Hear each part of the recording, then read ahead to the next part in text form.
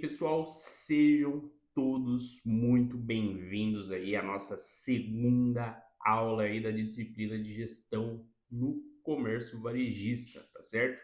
E hoje, gente, vamos mergulhar em um dos pilares mais importantes aí para o sucesso, né, de qualquer negócio, né, conectado à área ali varejista, tá? Que é a gestão de compras e estoque. Então hoje, né, gente, o nosso objetivo, o nosso principal objetivo aí, né, a nossa cereja, né, do bolo da aula de hoje, né, está conectada a como compreender, né, uma gestão aí eficiente dessas áreas, né, impactado diretamente, né, na disponibilidade dos produtos, tá certo, gente? E claro, na satisfação ali do nosso cliente, tá? E nos resultados financeiros também da empresa, gente. E ao final aqui da nossa aula, vocês aí serão capazes de identificar os principais desafios e processos envolvidos nessa gestão, tá bom, gente? Além de propor aí, claro, melhorias com base, né, gente, em casos reais aí, tá certo? Então vamos lá. Agora, gente, vamos começar entendendo, né, quais os principais aí desafios que os gestores hoje enfrentam na hora de realizar ali todas aquelas compras, né, no varejo. Então, o primeiro deles, gente, é a sazonalidade ou sazonalidade, tá? Que os produtos como roupas de inverno, material escolar ou itens de Natal têm picos de vendas, a gente sabe muito bem disso, né? Muito específicos aí esses produtos. Então, comprar em excesso ou a menos pode significar perda de venda ou um estoque parado, tá, gente? Então, um outro ponto crítico aqui, gente, é a questão da perecibilidade, tá bom? Que se pensarmos em supermercado, gente, ou farmácias, né, a validade dos produtos precisam ser rigorosas e, claro, gente, controladas, tá certo? Então, temos também aí um exemplo, as modas, né? A moda, ela se conecta totalmente à tendência daquele momento, não é mesmo? Então, que mudam aí, a gente sabe muito bem disso, muito rapidamente, tá certo? E o que hoje para nós aí é algo de sucesso, né? Pode, claro, estar ultrapassado em poucas semanas aí, como a gente está vendo, o mundo de hoje está muito rápido, né? Então, o que é preciso, né, professor? Agilidade, né? E sensibilidade aí de mercado para não ficar com produtos encalhados aí no seu negócio, tá certo, gente? E claro, por fim aqui, né, a concorrência, né? Estamos em um ambiente, gente, dinâmico e competitivo, então precisamos oferecer o produto certo, na hora certa, com preço atrativo. E isso a gente sabe que exige, né, gente, um processo de compras muito bem ali alinhado, um processo de compras muito bem estruturado, tá certo?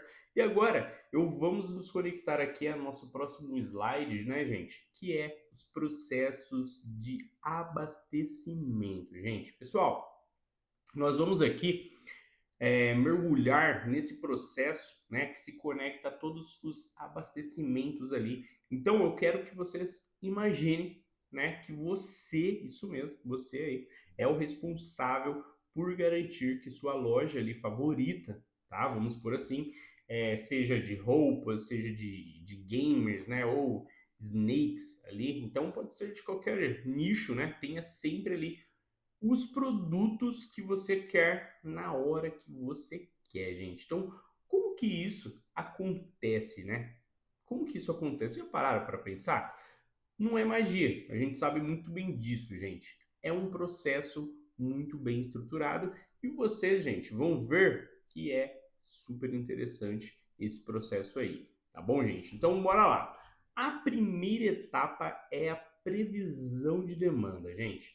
Isso aqui parece coisa de vidente, não é mesmo? Quando a gente fala, nossa, previsão de demanda, é algo que ainda vai acontecer de maneira positiva ou também de maneira negativa. Como eu disse, não somos, né, gente, nenhum tipo dividente. Mas na verdade, gente, é puro cálculo e uma análise mesmo. A gente sabe disso, né? A gente sabe que no Natal as produções da Balduco, no que se refere a panetone, vai aumentar muito, não é mesmo?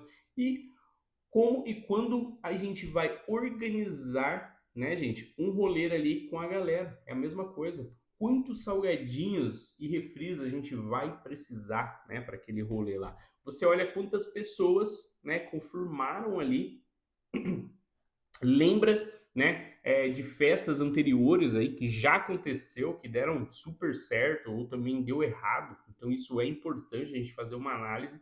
E se você tem algum jogo importante no dia que pode, né, aumentar ali a galera, né, gente? Então tudo isso é uma análise que você pode ali metrificar, né? E no varejo, gente, é a mesma coisa, tá bom? Os gestores olham as vendas passadas, né? O que ele basicamente vendeu muito, né, ali no verão, por exemplo, aqui para vocês, analisam a, so a sazonalidade, gente.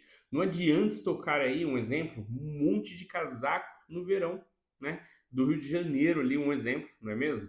E, e ficam ali de olho totalmente nas tendências, gente. Se um influencer gigante, um exemplo, lançou um desafio com um produto específico, a demanda por aquele item pode explodir do nada, né? Também usam dados de sell-out, tá? Que é informações direto do caixa sobre o que está saindo ali, né, gente, da loja, a parte então já do faturamento, né? Então é com base nisso, né? Tudo que eles tentam prever, né, o futuro e chutam ali, né? Claro, gente, com a maior precisão possível, né? Então, quando vão vender, isso faz total sentido, tá?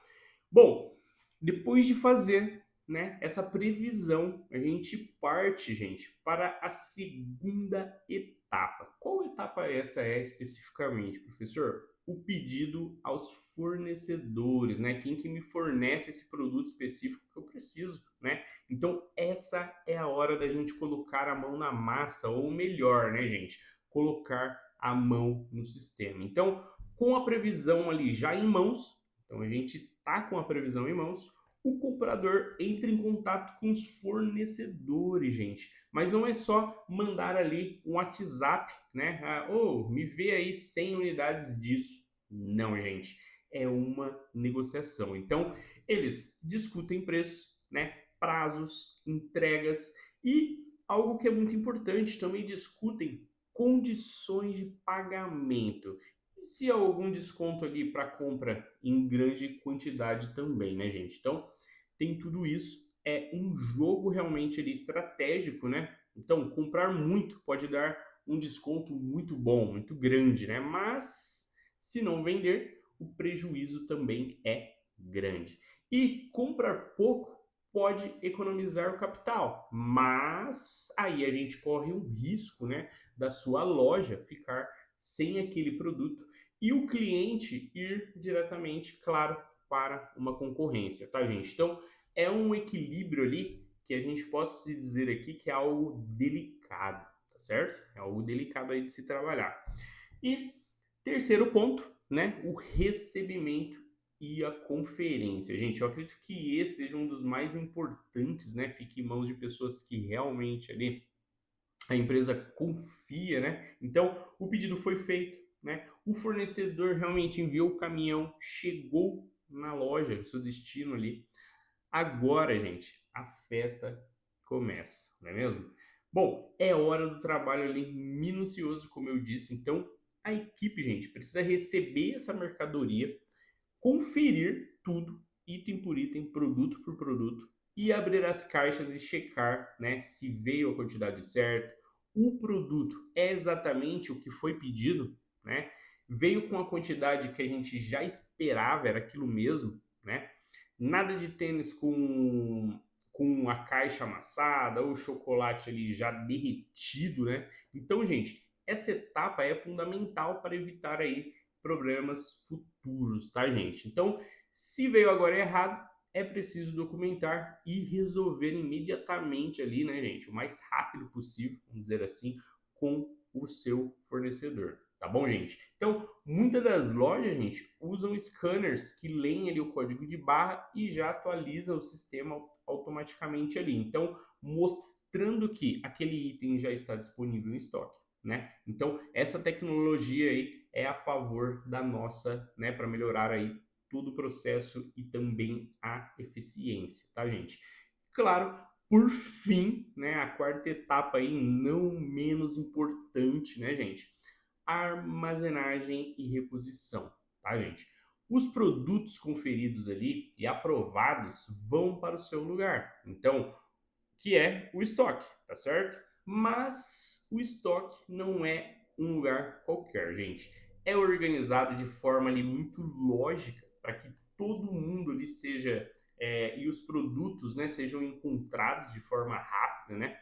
Itens de vendas rápidas ficam ali mais perto da área de expedição, tá? Itens mais frágeis são armazenados ali com um pouco mais de cuidado, não é mesmo?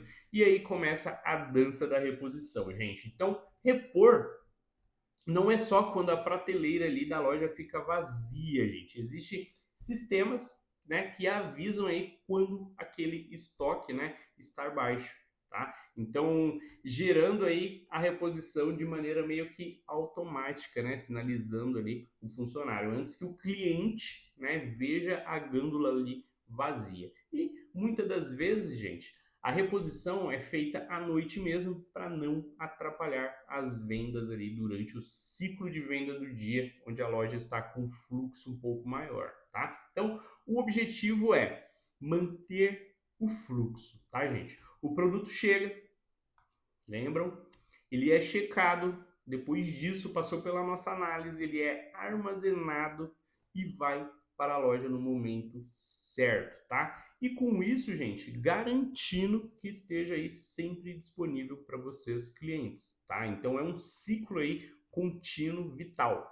E se uma dessas etapas aqui, gente, simplesmente quebrar, o sistema todo pode ir por água abaixo, tá? É como aí uma corrente, só é forte quando, né, o seu elo aí é mais fraco, tá? Então bora lá. Gestão de estoque agora, gente. Então, bora. Beleza. Agora, galera, que entendemos, tá? Como o produto chega até a loja, vamos falar sobre o que fazer com ele, né? Enquanto ele não é vendido, tá bom? Então, bem-vindos agora ao universo da gestão de estoque, gente. Isso pode parecer um tópico aí meio corporate, né? Mas acreditem, né? É super dinâmico e cheio de conceitos que impactam, né? Diretamente ali nos preços que vocês pagam, né? Ali pelas coisas que estão. Então, bora lá. Primeiro, nós vamos falar, né? Primeiro nós vamos falar sobre custos envolvidos, gente. Então, manter um estoque não é algo gratuito, não é algo grátis, né? E entender esses custos aí, para nós, é fundamental. Então, imaginem que o estoque é aquele seu armário cheio de roupas, tá, gente? O espaço que ele ocupa no seu quarto tem um valor, certo? No mundo dos negócios, gente, é a mesma coisa. Temos o custo de armazenagem, que é o aluguel do galpão, a energia elétrica, gente, a água, os funcionários que cuidam ali daquele local, né? Os seguros, tá? Então, tudo isso custa dinheiro e muito dinheiro. Então, quanto mais produto, né, parado ali, mais espaço ele ocupa e maior fica o custo daquele produto, tá? E depois, gente, tem o custo capital, tá? O custo de capital aí. O dinheiro que a empresa usou para comprar aqueles produtos está preso, concorda? Ele está preso ali, parado, tá? Esse dinheiro, gente, poderia estar sendo investido em outra coisa, como uma campanha de marketing, né, nova ali, ou na melhoria da própria loja, gente. Então, esse custo de oportunidade é real. E a gente não pode esquecer do custo, né, de obsolência. Gente, esse aqui eu acredito que é um que os empresários, né, devem ficar ali mais estressados aí possível.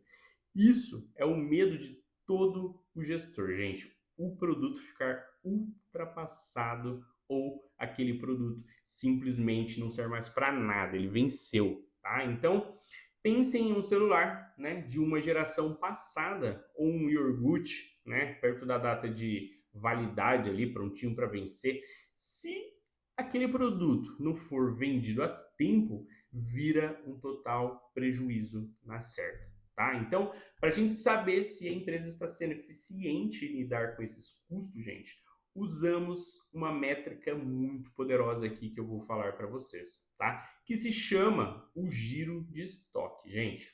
Prestem atenção aí nesse tópico. O giro de estoque, esse é um conceito, gente, é um game changer, tá? O giro de estoque, basicamente, né, a ideia é medir quantas vezes em um determinado período ali, geralmente em um ano, 12 meses, o seu estoque foi totalmente renovado, tá? A fórmula é giro igual custo das mercadorias vendidas, né? E o estoque médio. Traduzindo, gente, tudo isso, se uma loja de tênis vende R$ 100, tá?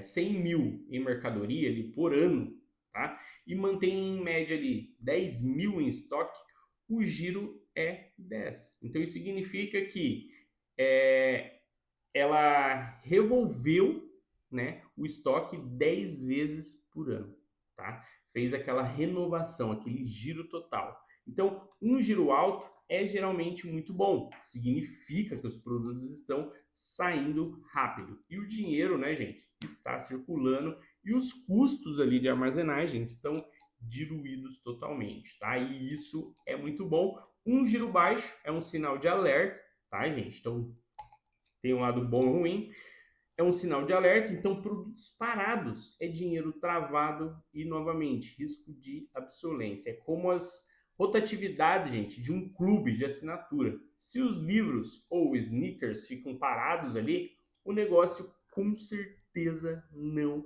é saudável, tá? Agora, gente, o pesadelo de qualquer varejista, gente, a ruptura de estoque. Então, vocês já foram comprar algo que queriam muito e a loja estava sem?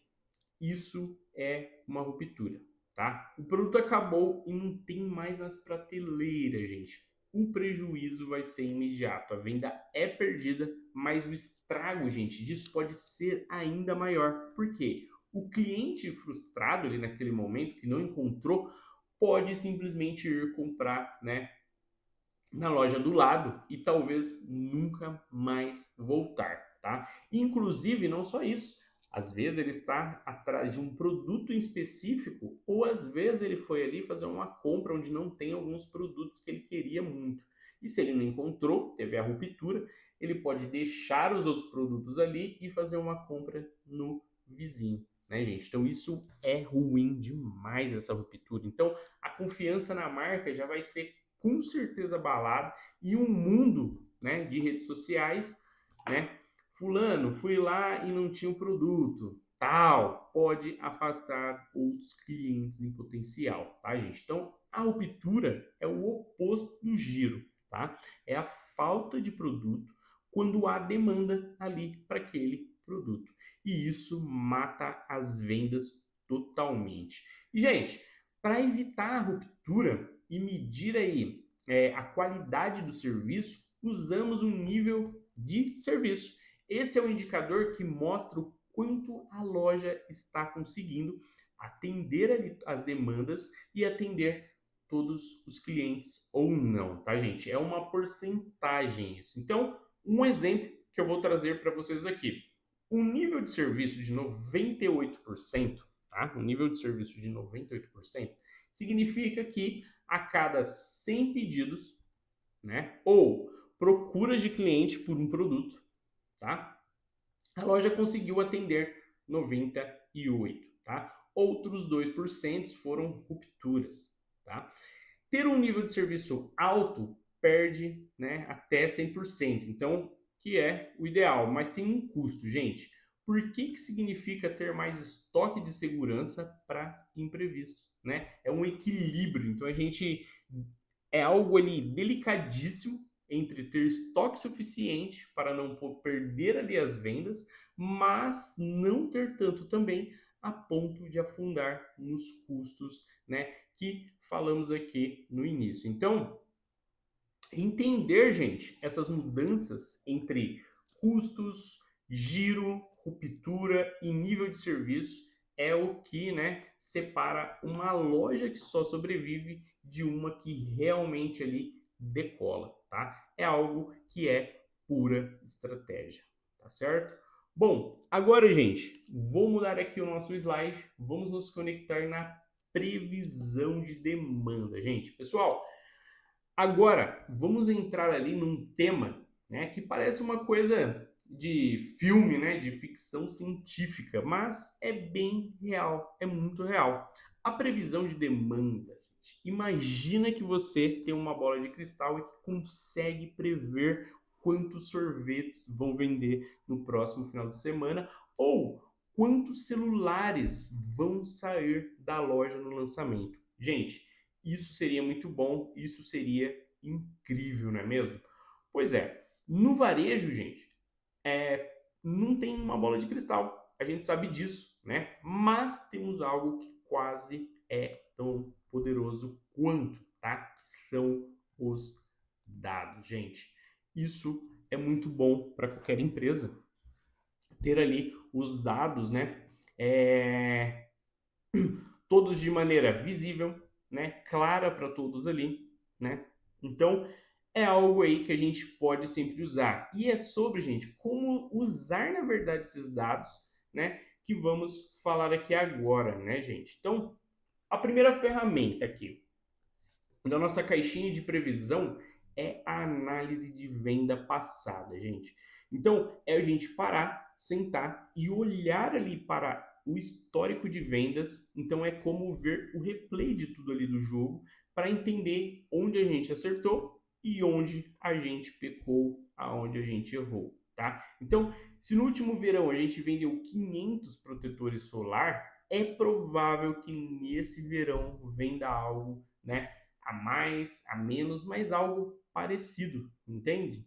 Mas, gente, não é só copiar e colar. A gente tem que considerar se a nossa loja está mais movimentada agora do que no ano passado. Então, se fizermos aí mais uma propaganda, né, ou se a concorrência mudou ali, é como quando você vai aí repetir a festa do ano passado, tá, gente? Você olha quanto salgadinho sobrou da última vez, mas também pensa se vai convidar mais pessoas ou se a galera está ali com mais fome. Vocês entendem? Então, no varejo, a gente faz essa análise gráfica, né, de planilhas, relatórios, para entender, gente, todos esses padrões que eu estou trazendo aqui para vocês, tá? Então, se um produto vendeu bem em um mês em específico, né, gente, nos últimos 3 anos, é bem provável que ele vai vender muito bem de novo este ano. É a lei aí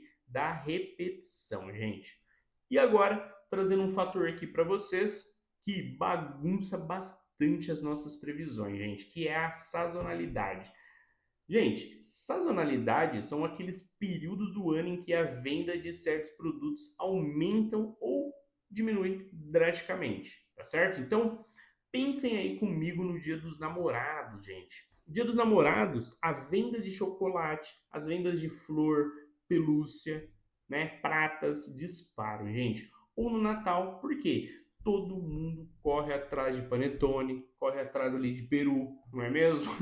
Então, e não podemos esquecer da volta às aulas, gente, com o material escolar, né? Então, se a gente não se prepara para esses picos aí de vendas, a loja fica sem estoque e perde uma grana preta, tá certo? E por outro lado, gente, se a gente estocar, né, demais e o período passar, fica com um monte de produtos parado aí. É como se a gente estivesse surfando surfando, gente. Tem que pegar a onda na hora certa. Se chegar atrasado, a onda passou. Se chegar muito cedo, cansa de esperar, tá? A sazonalidade exige que a gente, né, seja praticamente, né, um meteorologista, gente, do consumo, né? E a gente não pode falar de previsão sem falar de algo aqui que é as tendências de mercado, gente. Tendências de mercado são aquelas novidades aí que vocês estão sempre conectados, né? As modas, os hypes, né? Que surgem do nada e viram uma febre total. Lembram daqueles fidgets spinners, aqueles spinners, né? Que do nada todo mundo tinha? Ou de um jogo que virou aquela sensação da noite para o dia, né? Pois é, gente, é as tendências, né? E são aí imprevisíveis, mas a gente pode sempre estar conectado, sempre estar de olho aí para não ser pego de surpresa. E como, professor? Acompanhando redes sociais, vendo o que aqueles influenciadores, né, estão utilizando, aqueles que a gente sabe que tem sucesso com a galera, né? Lendo notícias e até observando, gente, o que está bombando em outros países aí. É como ser um stalker mesmo do mercado. E se a gente identifica uma tendência no começo, pode correr para comprar ali o estoque e surfar naquela onda. Então, se a gente demora, a gente chega atrasado, fica com o produto ali encalhado sem vender, e isso é muito ruim aí para o nosso negócio, né, gente? E agora, por último, gente, mas algo aí muito importante, né? Temos os dados, né, de sell out. Sell out é um termo aí chique para dizer o que realmente foi vendido para o consumidor final, tá, gente? Por quê? Muitas das vezes a fábrica vende para o atacadista, que vende para o varejista, que vende para nós, que vende para você, tá? O dado de seu out é a informação que vem direto do caixa da loja, gente. Então ele mostra exatamente o que saiu. É a verdade nua e crua, são números. Então, com esses dados, a gente sabe exatamente quais cores de tênis estão saindo mais, qual sabor de salgadinho é o campeão de vendas, tá? E que horário que as pessoas mais compram aqui na nossa loja, né? É como ter realmente ali um retorno, um feedback, né? Um feed ao vivo do que o consumidor quer ali. E aí, gente, juntando tudo essas peças aqui do quebra-cabeça, né? Essas peças de histórico, sazonalidade, tendências, né? Tem os dados, acabamos de falar, a gente consegue fazer, com certeza, uma previsão de demanda bem mais precisa, gente. Claro, não é 100% certeira, mas é muito melhor que chute no escuro, tá? É ciência aplicada aí ao dia a dia no varejo, gente. E aí, galera, a gente chegou aqui em um slide que tem tudo a ver com a experiência de vocês aí como clientes, tá? Que é a questão da exposição e estoque. Gente, já entraram em uma loja e se sentiram aí atraídos, gente, por uma pilha ali linda de roupas, né? Ou também, muitas das vezes, uma vitrine incrível, ou uma prateleira ali cheia de produtos novinhos, né? Gente, vocês não vão acreditar, mas isso não é por acaso. Às vezes a gente acha que é algo nosso, não é mesmo? Existe uma ciência por trás de como os produtos são colocados ali. E isso, gente, tem uma relação direta com as vendas e, claro, com o estoque também. Então, vem comigo que isso é importante vocês saberem. Se conectem aí, gente, presta atenção. A primeira coisa que a gente precisa entender, gente, é a relação entre exposição e as vendas, tá? A exposição, gente, é a vitrine do estoque. Então, se o produto está bem posicionado, se ele está bonito, fácil de ver e pegar, né? As chances de vender aquele produto com certeza é muito maior. É a tal da compra por impulso, gente. Você vai à loja, pega um shampoo e vê aquele chocolate delicioso na fila do caixa. Pronto, já era. Isso já foi aí planejado, tá bom? Não é nada por acaso. A gente chama isso de mercadoria de impulso, gente. Agora, se o produto está escondido, né, em uma prateleira baixa, bagunçada, com poeira, gente, e ninguém compra, né? Então, isso pode acontecer também. A exposição é a primeira mensagem que a gente manda para o cliente. Tipo, olha aqui, eu sou importante, né? Eu sou novo, eu sou descolado, né? Então é exatamente isso que o produto quer passar ali para o cliente. E isso, gente, vale para tudo. A altura das gândulas, a iluminação, a organização por cores ou tamanhos, tudo é pensado para criar uma experiência ali gostosa e incentivar ali a compra, tá bom? Que vocês vão lá e comprem, tá? É como, gente, a capa de um livro.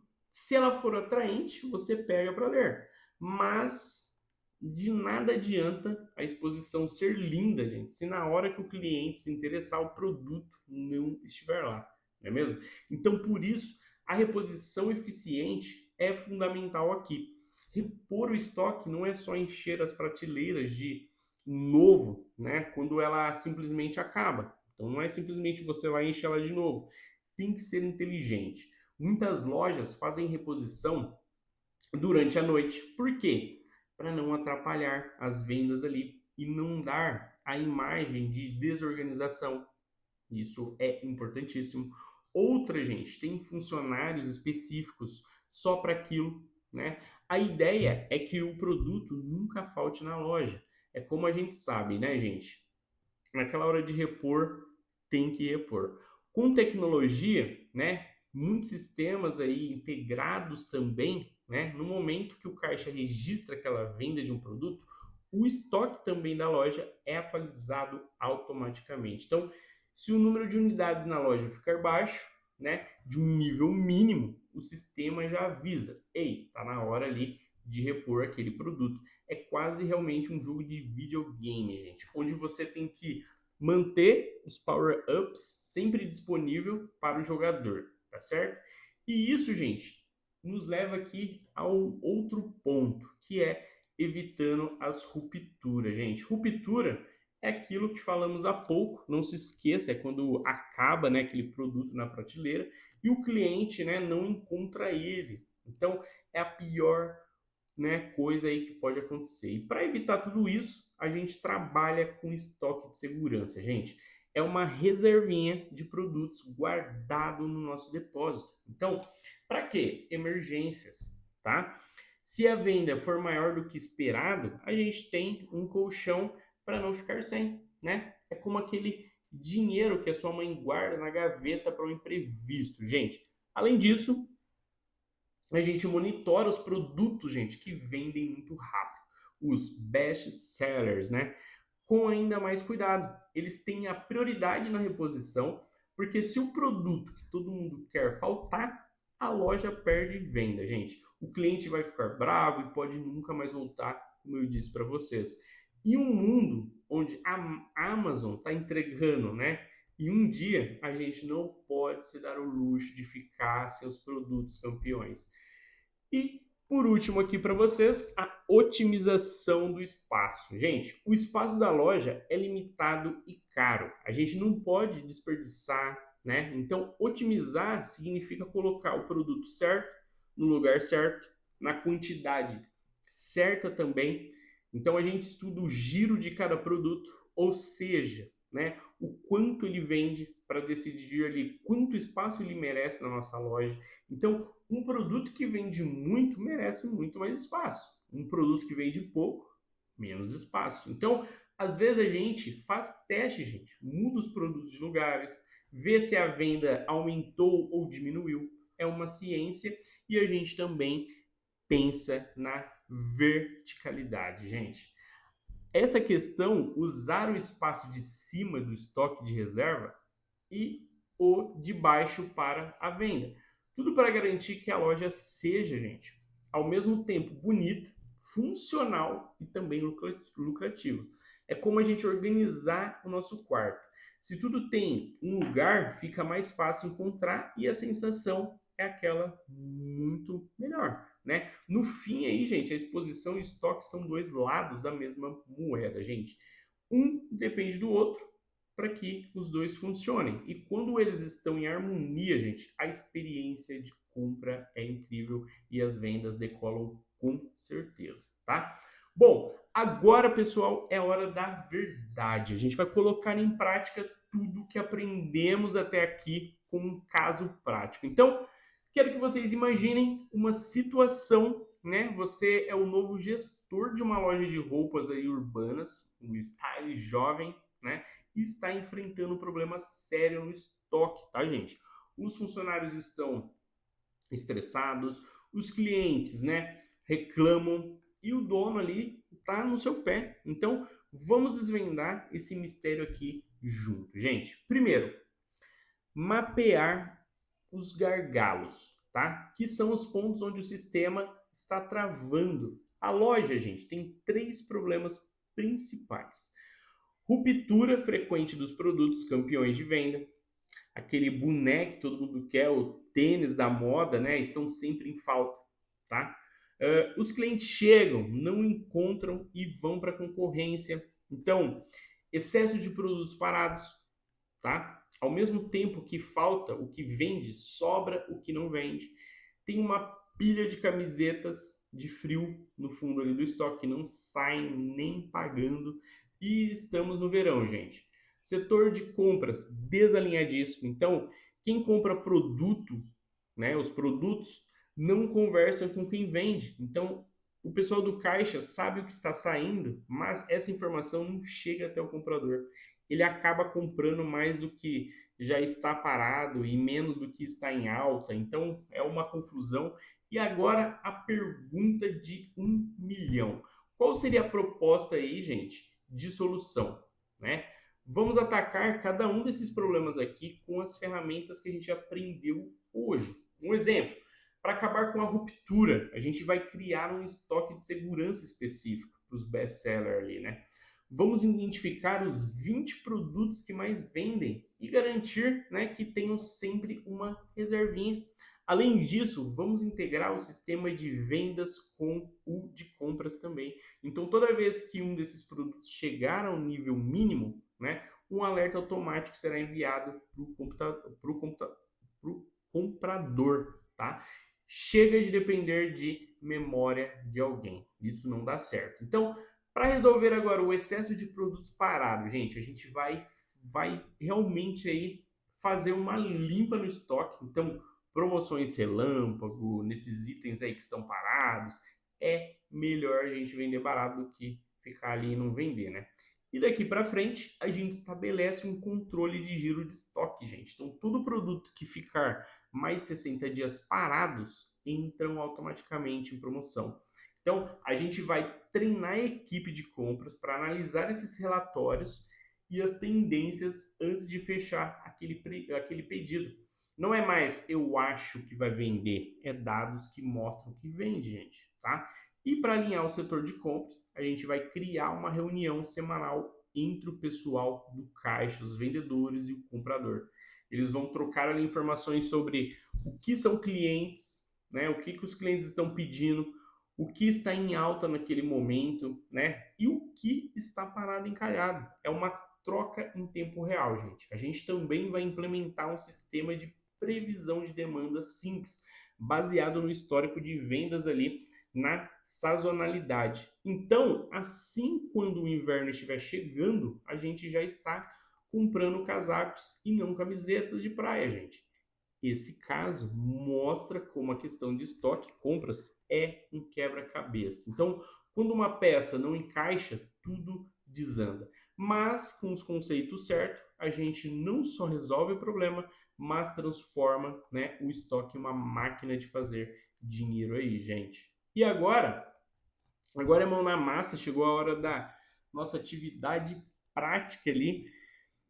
Quero que vocês criem grupos, né, para simular um fluxo de estabelecimento, gente, de uma loja de eletrônicos chamada Tech Zone. Cada um de vocês aí, né, que é da equipe de gestão dessa loja, quero que vocês façam algumas descrição, que é previsão de demanda, vocês receberão um relatório com as vendas, né? Pedidos aos fornecedores, escolher entre 3 fornecedores diferentes para essa loja, né? Armazenagem e reposição, né? Que é o que? o headphone, que é um produto frágil de alto valor, como que vocês vão armazenar ele, gente? Um exemplo, a previsão da demanda foi difícil? Vocês se sentem no escuro? A escolha do fornecedor foi complicada? O que pesou mais, preço ou prazo? E a questão ali dos produtos com defeito, como isso impacta, né, o planejamento de vocês?